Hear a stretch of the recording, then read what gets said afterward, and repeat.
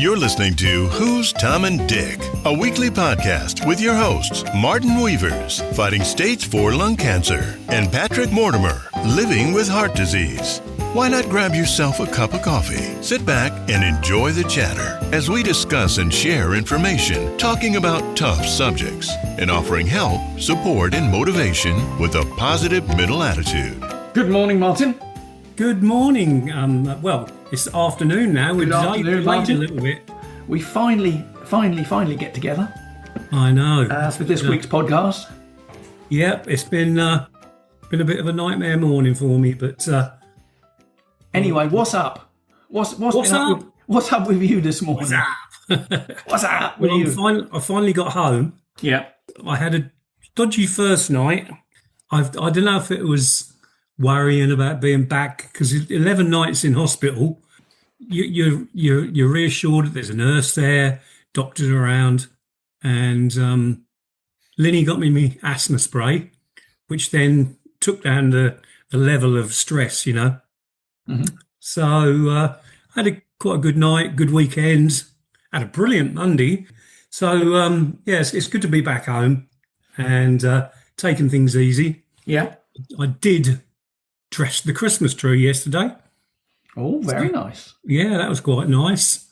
Just before this, I had a phone call from the lady about all my blood sugars. Mm-hmm. The diabetic nurse. But she's quite happy with all my figures that I'm, because I have to prick my finger. Right. And then test it. I've got a little machine that I test it on. Because when I first was told in hospital, they said, you do this, you do that. And I thought, oh my God, I'll never remember all this when I get home, because Linny weren't there to help to back me up.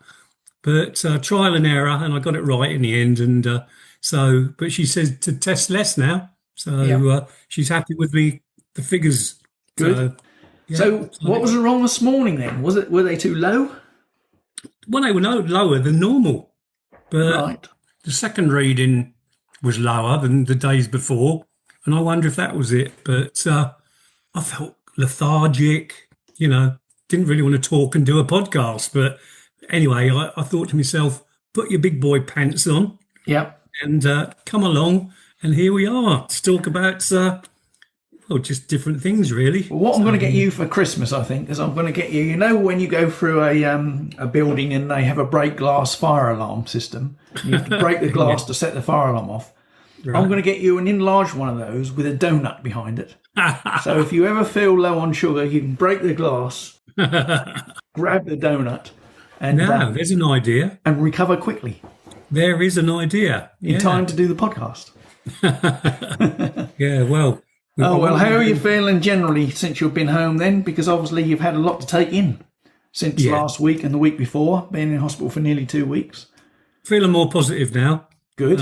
Because obviously it was a shock to the system to be told that my cancer had come back. Yeah. You know, that was a body blow, that was. Anyway, you have to learn to live with it, get on with life. I want to live life as much as I can. I'm taking heed from my oncologist. Yeah. Obviously, I don't want to show him that I'm working against him. No. So if I go off and do the odd show, or, you know, I go to the theatre, I'm meeting with the masses, really, aren't I? Mm-hmm. There could be anybody in there. Well, if you do your own show, you're not meeting with many, are you? Oh, thank you. But if you go to the theatre, then obviously, yes, you are meeting with masses.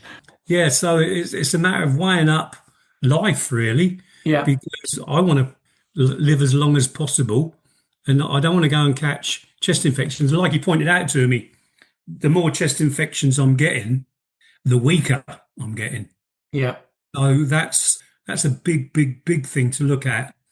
And the more people I mix with, the more likely I could get a cold, chest infection again. So I've got to wrap myself up in cotton wool, really. So where has this cancer spread this time then? It's a bit further up the lung this time. Yeah. So it's more to do, it's laying more on my chest, which I haven't done yet. I've nearly done it, but it makes me cough more. Mm-hmm. But hopefully the new treatment reduces that. I also have a bag of water laying next to my heart, which they done the jelly thing with. And That's a scan you're referring to there. yeah, a jelly thing. Ultra scan, I believe they call Ultra it. scan, that's it, yeah. Oh, and ultrasound. I had that, and I tell you what, it was amazing seeing my heart beat, pumping and pumping and pumping. And I could see the little sac there. And apparently it's 1 centimetre at the front of my heart and 2 at the back. And they said it's not worth sticking a needle in to drain because it could do more damage than anything. You know, they could miss it. So I've got to go back in a month to have that looked at with another ultrasound, just to see if it's grown. Because they were going to give me tablets to reduce it. Yeah. They shelved that idea. So I didn't do it in the end. But I mean, they know what they're doing, don't they? They obviously don't think that's serious enough to worry about at this stage anyway. Mm. Yeah. So that's really as far as I am on that one. Thursday, I go to the fracture clinic. Oh, yes. Yeah, because everybody forgets about me boot now. God, I tell you what, I just went upstairs to the toilet before we, done the podcast, and I tell you what, it just feels like a hell of a weight, lifting it up the stairs. It's fine coming down because of gravity. Yeah. But just the weight of pulling it up, I think that brings me down a bit. If I am down, Be good to get that off off if you can get it off on the 18th. I know, but I don't. I suppose the good thing about your stay in hospital, it has been resting that foot quite a lot, hasn't it? Yeah, that's You should true. have been charging about now, and you, as normal, humping logs around or doing something, chopping up wood for your wood burner. So it has given you a chance to have a couple of weeks of actually getting that rest for your foot. That's true, and resting me because we bought a load of logs, and I mean the amount of logs we burn Yeah. is not as much as what I was burning with pallets. Right. I mean, I was burning 2 scuttles of, so I was having to cut all that. Now we've got the wood cut into log size, Yeah. got some kindling, so I don't have to do that, and it's much easier on my life now. Good. As I said, the biggest thing was getting the stuff in for the Christmas tree. Yeah. And I dressed the Christmas tree, sat down and looked at it, and I thought, yeah, it don't look bad. And guess what I forgot? The fairy? The lights. The lights. Oh, dear. When did you find that out? In the dark? Yeah. I couldn't see last night. I said to Linny, they're in the shed. So she said to me, I'll go and get them this morning before I go to work. She got 3 sets in, Yeah. and not one of them worked. Oh, no. Yet when I put them in from last year, they were working. Right. How does that happen? I reckon some damp must have got into your transformer. Well, might have done. Didn't think The of that main one. thing is on your tree are your balls hanging straight. They are Good. nice and straight, and I got a fairy at the top. Good. So she's going to go to town after work, and she's going to get some just cheap set of lights to Excellent. hang around them. We've dodged a bit of a bullet about your cancer. Are you starting or have you started your new drug yet? I have. The name of it, I've not practiced it. Vino Relbene, Yeah. or Vino Relbene, which is an oral tablet. So that's the latest tablet. So And what does this exactly do? it does what chemo would do. Yeah. So instead of going sitting, because you can have this pumped into you for 5 hours, say on any specific day that you choose. Yeah. So you get that pumped into you through the drip, or I can have this as a tablet. Then each week I have to go for a blood test. They check me livers and everything's working okay. If it wasn't working okay, then they would say stop it this week, the tablet, the 100 mil, and reduce it. Right. So that's what they'd leave a week off and then reduce it. So so fingers crossed, this new tablet works. So we don't know whether you're having side effects from that yet. Then I suppose. Not really, but the same side effects with this, the same side effects with any cancer tablet. Yeah. You get your diarrheas, you get your sicknesses, you get your funny taste in your mouth. Yeah. Nothing I haven't had before, although I haven't got it at the moment. So, and on Saturday I started. So I'm a few days in. So, you'd have thought some of the symptoms might have started, but on most of the tablets I've been able to sail through, and I haven't had to bother with them. Have they given you morphine this time, painkillers or anything? It's prescribed on my thing, me letter for going out, but they never gave me any. Right. But when we was coming home, they did ring us and say, "You've left some tablets in the thing." Well, we didn't leave them in there; they left them in there. So I'm going to pick them up when I go for my fracture clinic. Yeah. So I reckon there might be some morphine in there, but I have got some at home anyway. So that's Thursday, your fracture clinic, isn't it? Yes, it is. And that's when we know whether you'll get your boot off or not. Oh, that'll be such a relief, Pat. I tell you, Yeah. it's unbelievable. It does bring you down because you can't walk properly. Yeah. It's awful. When you're dragging I know I've got my crutches, but I tend to walk on the boot a bit. I've not got high hopes. I'm going to tell you that right now. Mm-hmm. I dare say you'll have to have some physio as well after that, won't you? Yeah. But Linny tried to, Linny squeezed it the other day and there was no movement in my foot whatsoever. Right. So, but I've got no pain.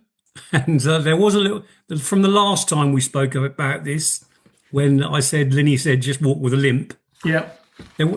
She did develop and tell me a little bit more why she said that. So she wasn't being just harsh. No. Saying, we'll walk with a limp for the rest of your life.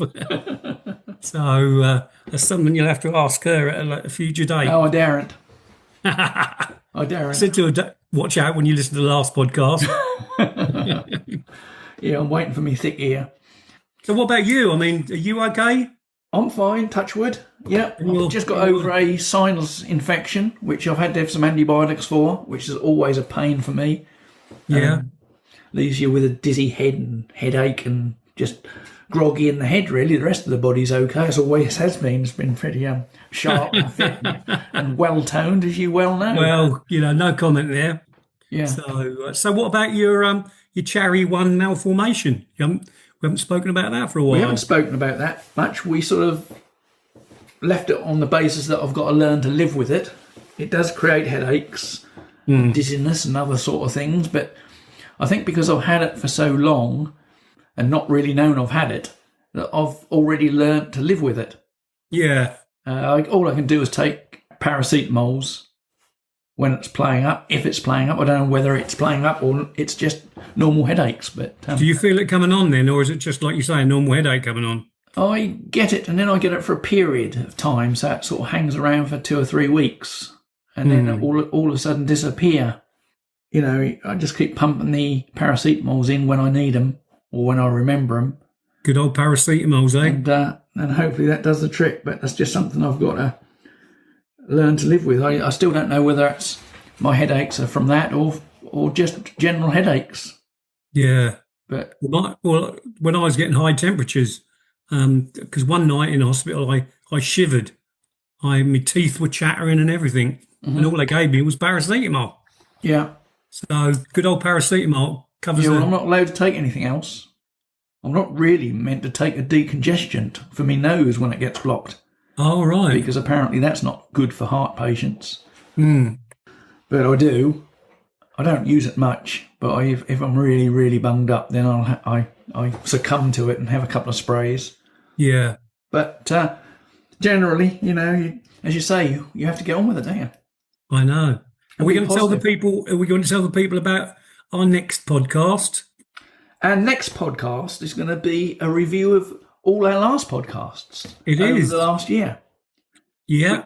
We'll go into more detail about that next week. Anyway, we were going to talk about a couple of subjects, or 2 or 3 subjects today, weren't we? Yeah. Just touch on. I mean, I've had a look at prostate cancer and strokes. And what have you looked at? Multiple sclerosis. Yeah. And the symptoms of it all, and arthritis. talking of the multiple sclerosis symptoms, they vary widely. They do, but I just wanted to say because we've done the subject with my cousin. Yeah, several months back now. Yeah, Karen. She's not very well at the moment, so I'm sending her my love. We had a little chat on the phone the other night, and but with that, it's like a lot of things: extreme fatigue. So go through these. Go through the symptoms of multiple. Yeah, I am. Yeah. Oh, okay. Sorry. That's what I'd started doing. I must learn to listen to you occasionally. I know. So as I said, you get fatigue, vision problems like blurriness and pain, numbness, tingling, balance coordination issues. That's a big thing. Mm-hmm. You get muscle stiffness and spasms, mood changes. I mean, sometimes people think, oh God, the person, either whether it be a male or female, they're just down a bit, but they can get depression. Yeah. And all these symptoms come and go. But a lot of these are common to a lot of people. Doesn't mean to say just because you've got that, that you've got multiple sclerosis, really, does it? No. That your speech goes a little bit and your sexual health as well. So but the sensory changes are numbness, tingling, pins and needles, and your mobility balance is dizziness, and your musculoskeletal is muscle stiffness. They're the kind of things you've got to look for. But as always, we always say, get it checked out by your doctor. Trouble with all that, and I'm sure it's going to be the same with all of these subjects that we're discussing at the moment, is the fact that all those symptoms you've just described, you sort of experience in your life at some stage anyway, don't you? Especially when you get to our age. Well, I didn't want to say that, but now you've put us in that category. Yeah, when you get to our age, you get, things like that, and you just put it down to age, don't you? You do. And looking at the other one, the arthritis, the symptoms are very, very similar. Yeah. I've got a list of things here: joint pain, stiffness, swelling, tenderness, warmth, often reduced movement, fatigue, and it's just the same kind of things for arthritis. But, they say it's all aching and sore. Well, that's the same as the other one. Swelling, reduced movement, difficulty moving, difficult through the full range, So, and the muscle weakness. I mean, I got that with my cancer. I think arthritis, you can actually identify that through blood tests, can't you? From what I've gathered in the past, whereas I'm trying to say multiple sclerosis. You nearly said it right. That is a lot more difficult to diagnose, I think, isn't it? And say, yeah. And definitely say, in my case. Yeah. That's where my neck condition comes into play, you see. That plays with my words. I was talking in hospital to my nephew Ian. He came to see me, and he loves your pronunciations. Yeah. That's for Ian. Multiple sclerosis. There you go. In a good old broad Suffolk accent. There yes. Oh, yeah. That's right. We did have a interesting conversation with Chris Booth the other week on prostate cancer. We did, yeah. So I thought I'd just sort of sum that up a little bit, really, by discussing the symptoms of that, which are a little bit more easier to identify. And they start off really with difficult starting to urinate, a weak flow, or struggling to get it going. A lot of people have that in the toilet. I've got a friend of mine who goes into the toilet, and if he goes into the toilet and there's somebody else standing at a cubicle, he just can't go. Really? So he always tries to get into the disabled toilets when he can. Yeah. But if he goes and stands at a urinal, he struggles to start. He'll stand there for ages. Exactly what you described. Yeah. It's exactly my age now, how I go for a pee. Right. And that's why I went, because I think we mentioned it last time, Linny heard it as well, and she was worried because, she's not listening at the door, but, you can't help sometimes when you leave the door open, which I do, which is not nice. But anyway, she said that she thought I was not flowing like I should do. Right. So, and then talking to Chris in that podcast, that's what made me have the test, the prostate test. Yeah. And mine was fine. So it just shows you if you think you've got it, you not necessarily have. Right. And that's one thing I can tick off my list that I haven't got. I was just trying to picture you at mid-flow, really. I don't know why. Oh, don't. But that reminds me of a comment somebody made to me once when I was discussing a water feature for my garden, because I installed one last year. And I don't know whether I ever told you the story.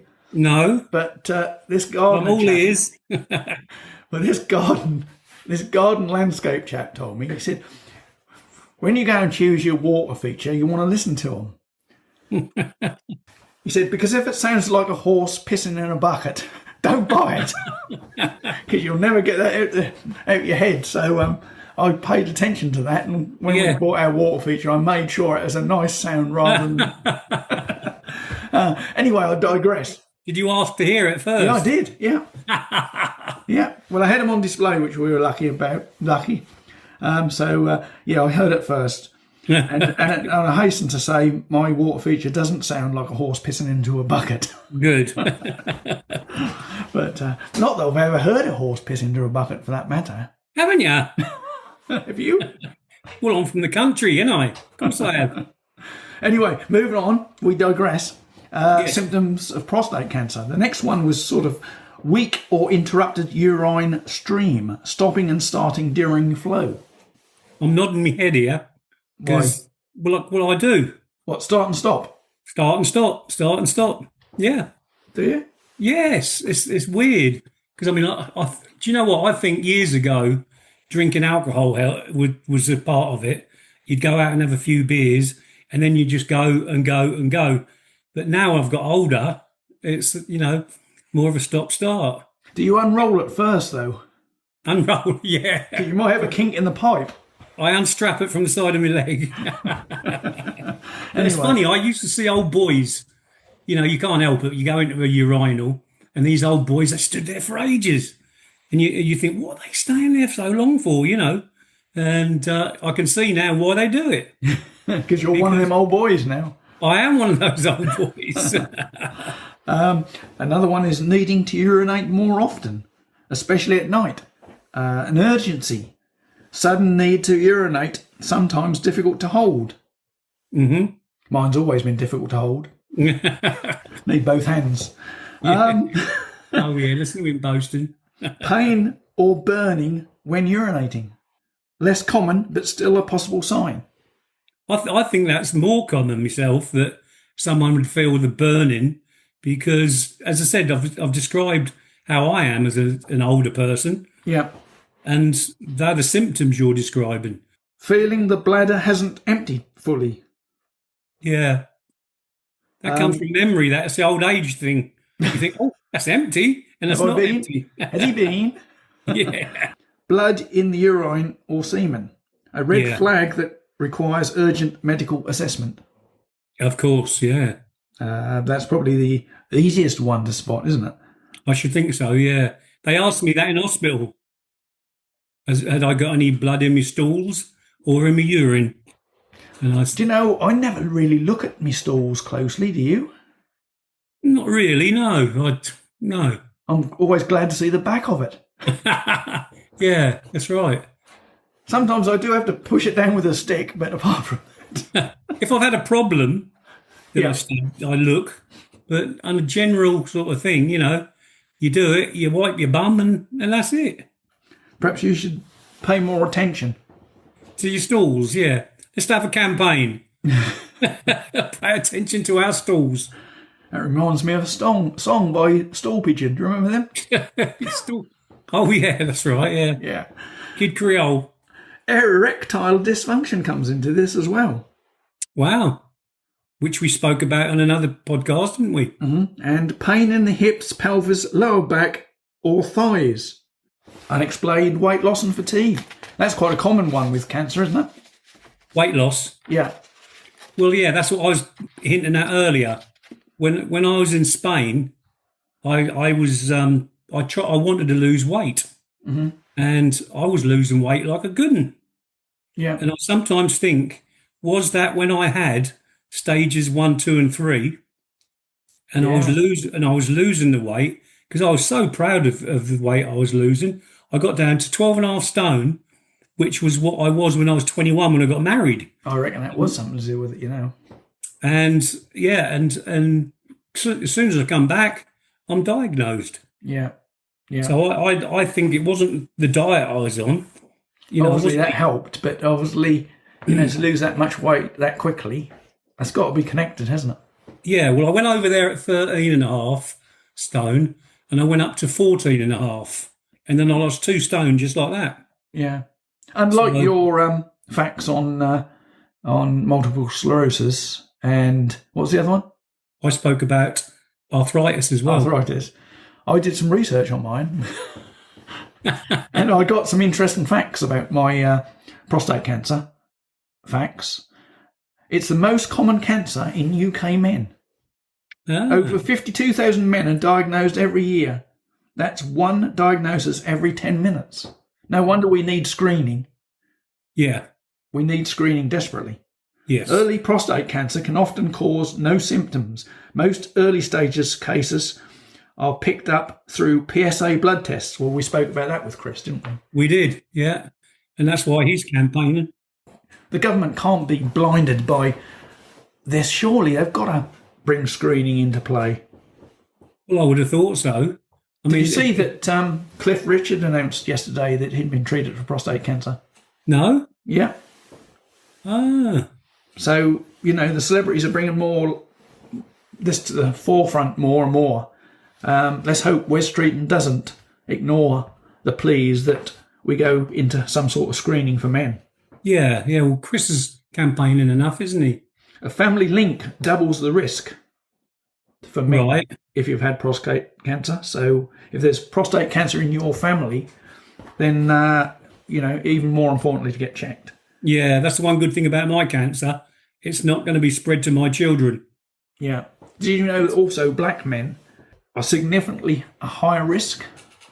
And, Yeah, Chris mentioned it, didn't he? And we still don't know why. There's still no indication why this is the case. Yeah. A healthy lifestyle can reduce the risk, apparently. Right. That counts us two out. I don't eat donuts anymore, Pat, remember? PSA is not the perfect test, but it can save lives. We all realise that. So make sure that you lobby your MPs and get this screening in place, because that's going to start saving lives today, not while we're going to lengthy trials. I had my PSA result, didn't I? Yeah. So I think that sort of covers prostate cancer pretty well. Well, we need to look out for these signs, people. So there you go. Get checked. I know Wendy is pushing me to get checked. And if you go back to our podcast with Chris Booth, episode 2, he gives you the exact wording that you can put to your doctor to request a PSA test. Yes. You are entitled to one if you asked. So please go and get that done. I shall be doing that this week. Oh, yeah? Because I have mine. I shall be putting my request in, put it that way. I'll let you know how I get on a future podcast. Well. And it's not a finger up the where anymore. Just a simple blood the finger test. doesn't go there. Yeah. No. It's just a simple blood test, folks. That's all it is, and then you wait for your results. As you may or may not know, that my poor old brother suffered a stroke back in September, so I've been quite heavily involved with strokes recently. I've not really known a lot about strokes, only until we interviewed our guest a few months back. Leslie Atherton, a few weeks back, who was an inspiration and showed us how you can recover from a stroke. And still is. She's up and still walking recovering. and everything. You mustn't not stop the physio, apparently, because you continue to prove day by day. Well, it proves with your brother. I mean, look at he's come on leaps and bounds, hasn't he? Yeah, he's doing really well. He's doing everything that he's been asked to do. So, top symptoms of a stroke. I think a lot of people know these already. Number one is facial drooping. One side of the face may sag. Arm weakness is another one. Speech difficulty. Sudden numbness. Sudden severe headache. Loss of balance or coordination. sudden vision problems, confusion or trouble understanding, sudden difficulty swallowing, collapse or loss of consciousness. Well, interestingly, my brother never really suffered from those. There wasn't time. He just went unconscious. He was watching a show, wasn't he? He was watching the show, yeah. And these all happened very quickly. So I'm sure probably some of the symptoms did happen, but it happened so quickly he was unconscious and needed medical attention immediately, which he's eventually received. A stroke happens every 5 minutes in the UK. Wow. So common. And since visiting my brother, I've realised just how many people are having strokes. Similar to me, when I had my heart disease, I was totally unaware until I had my heart attack just how common it was and how many people were coming in and out of Papworth Hospital while I was there. It was just like a production line. Over 100,000 people in the UK have a stroke each year. A stroke is a medical emergency. There are two main types. Now, this is going to be horrendous for me. Describe the words. Ischemic stroke. I have no idea if I've pronounced that right. 85% caused by a blood clot. Ischemic, spelled ISCHAEMIC. Does that sound right? Yeah, sort of.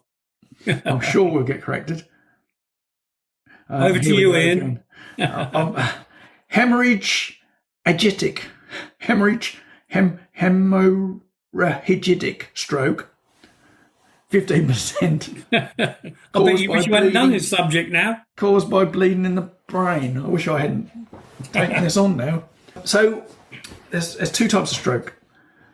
FAST is the common word that people use. That's right. Which stands for face, arms, speech and time, which are all critical in a patient's recovery. Strokes can happen at any age, from children, young adults, even newborns. High blood pressure is the biggest risk factor. More people survive strokes today than ever before. So that's great. Yeah, that's good. That's good. And seeing what the stroke clinic are doing for my brother is amazing. The physio that he's receiving, the help that he's getting, is really, really amazing. So he's making slow progress, but he's positive. Yeah. It's doing very well, and I've seen a major improvement since September. So we're hopeful that he'll be out soon. And we hope to get him on the podcast, don't we? And yep, he's agreed to come on the podcast and discuss his experiences, which is great. Yeah. And that will be really interesting. So, Tony, if you're listening, I'll see you on Thursday. Best wishes from me. Happy Christmas. Well done. Anyway, Martin, I think it's time that we go over to your dreaded joke of the week. Oh, yes. Ladies and gentlemen, please welcome Martin's joke of the week. Thank you, Patrick. Just to let you know, I've got a new stick deodorant today. The instruction said, remove cap and push up bottom. I can barely walk, but when I blow off, the room smells lovely. Dear. I thought you were sitting funny. Yeah. Well, wherever you get your kicks, that's fine by me. I know. That brings us to an end of another podcast, mate. That's the penultimate one of the year. Yeah, next week, Christmas. I know, yeah. Well, we will take this opportunity to wish all our listeners a very happy Christmas. Happy Christmas, everyone. And a prosperous new year. And we'll see you same place, same time next week. Oh, yes, because it will be after Christmas then. It will. Yeah. You're fast, aren't you? I am. There's no flies on you. I was just working it out. It's the one in between, isn't it? You're as sharp as a button, you are. I'm saying, how do you back, matey? And I've got a lovely text from Jim, who's on that stoma bag. Ah, and yes. He said he loves the different topics and subjects that we're tackling each week, which is quite nice, isn't it? Yep. I will be putting the script up on our website of what to say when you want to request a prostate cancer PSA test. The exact words that Chris gave us during his interview a couple of weeks ago. He was very not firm, but he was very specific. Specific, that's right. Specific. So I'll put those up on the website. So You can copy and paste those guys, send them off to your doctor's surgery, and you should get a PSA test. Demand one. Bang on the door. Say who's Tom and Dick told them. Exactly. Okay, guys. Well, thanks for listening. Have a great Christmas. We'll see you next week. Have a good one, everyone. Cheers, Happy guys. Christmas. Bye. Bye. Bye, everyone. You've been listening to the Who's Tom and Dick podcast with your hosts, Martin Weavers and Patrick Mortimer. If you enjoyed this episode, please subscribe to the show on Apple, Spotify, or your favorite streaming platform. New episodes are available every Friday. Thanks for tuning in.